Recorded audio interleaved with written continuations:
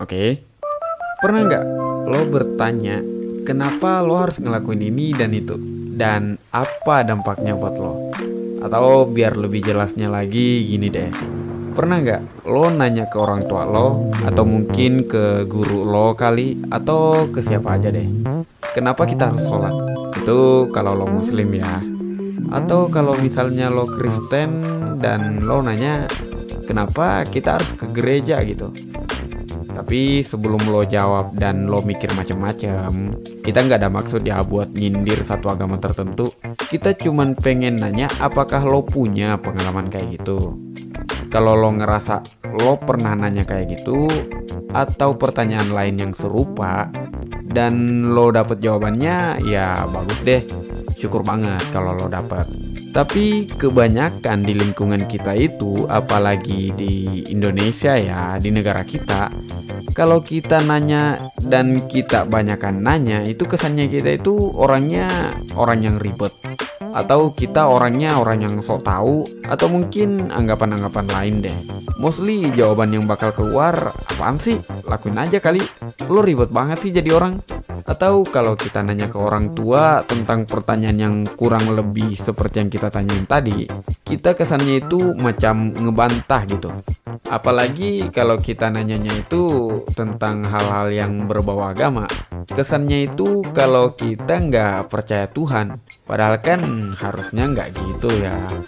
Kita itu nanya karena kita nggak tahu, kita itu nanya supaya kita dapat jawabannya, dan juga tentu aja supaya kita tahu, dan yang pastinya supaya kita nguatin iman kita, atau kalau dalam Islam nguatin akidah kita. Itu baru satu contoh aja loh dari banyak hal yang sering terjadi di lingkungan gua. Dan mungkin lo juga.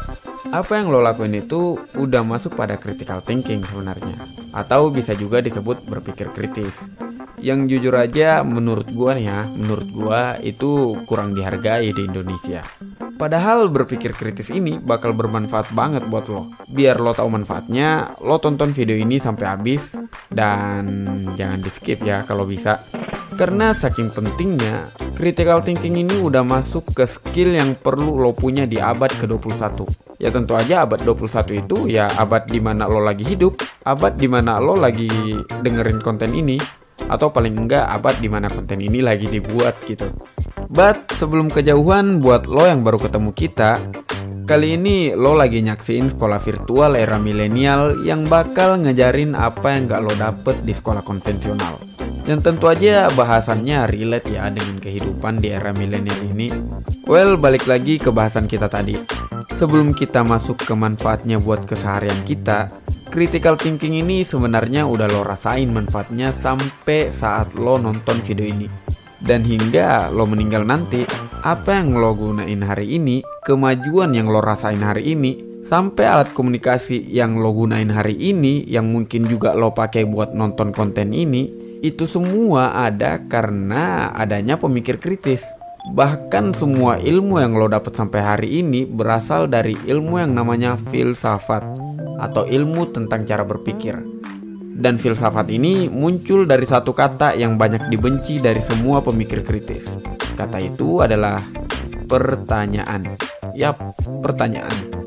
Munculnya pertanyaan tentang gimana membawa orang dari satu tempat ke tempat lain munculin hal yang namanya mode transportasi.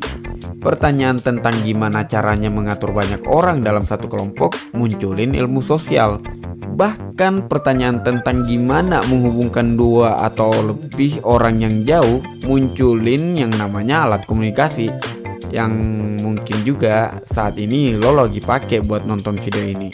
Sampai pertanyaan tentang agama juga bisa dijawab dengan ilmu filsafat.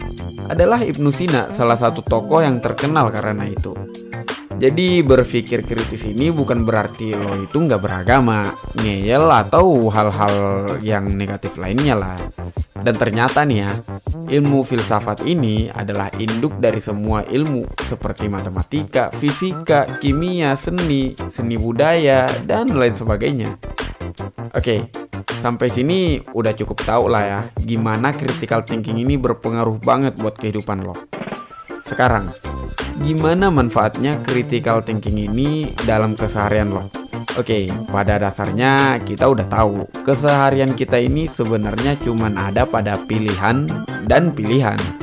Pengen makan di sini atau di situ, pengen sekolah di sini atau di situ, pengen kuliah atau kerja aja, pengen jadi pengusaha atau lebih milih jadi pekerja kantoran, pengen pilih paslon ini ataupun pengen pilih paslon yang itu.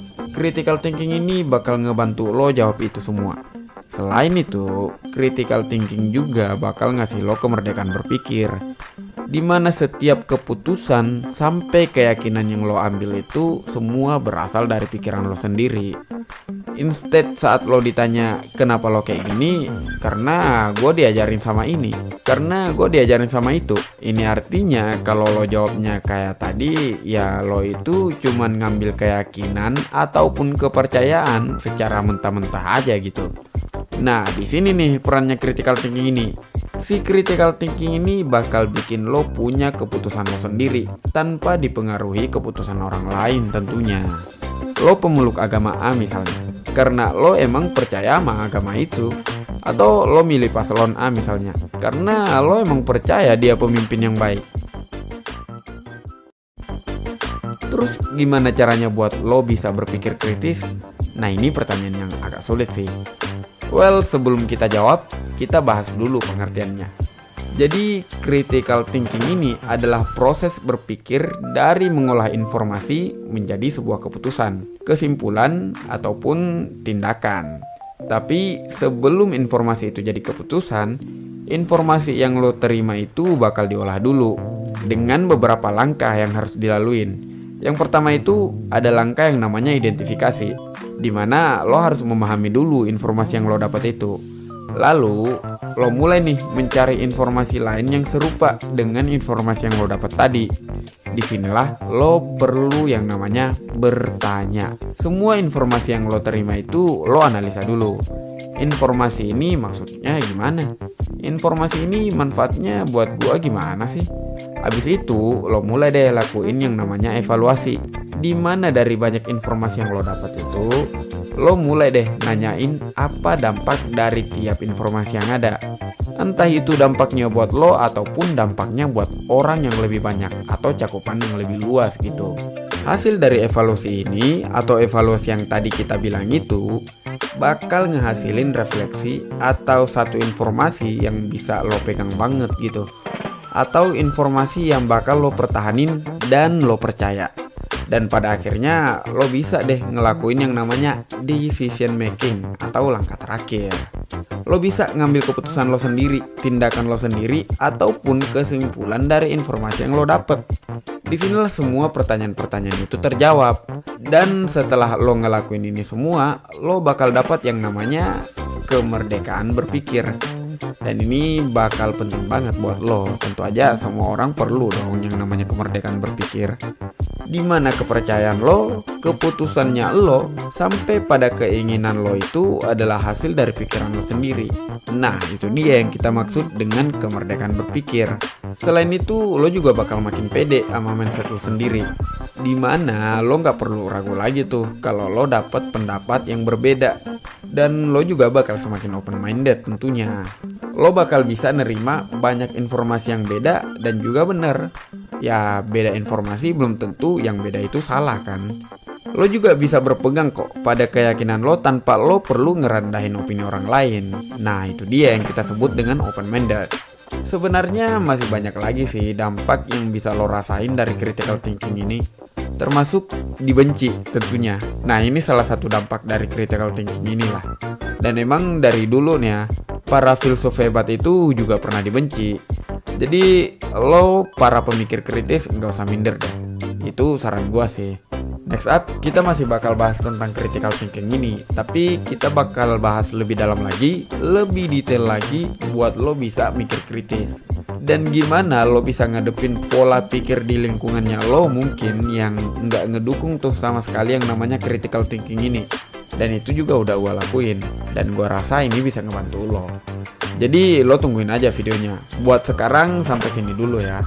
Tapi sebelum closing kita bakal bilang lagi, kalau lo ngerasa lo pengen cerita sesuatu ke kita, lo pengen curhat tentang konten yang kita bahas ini, atau mungkin tentang konten lainnya yang ada di channel ini, it's okay banget buat lo ngehubungin gua. Lu chat gua aja di sosmednya gua udah kasih link di deskripsi di bawah. Tenang aja, gua jamin rahasia lo aman bareng gua. Dan tenang aja, it is all free. Kita nggak bakal mintain lo bayaran kok.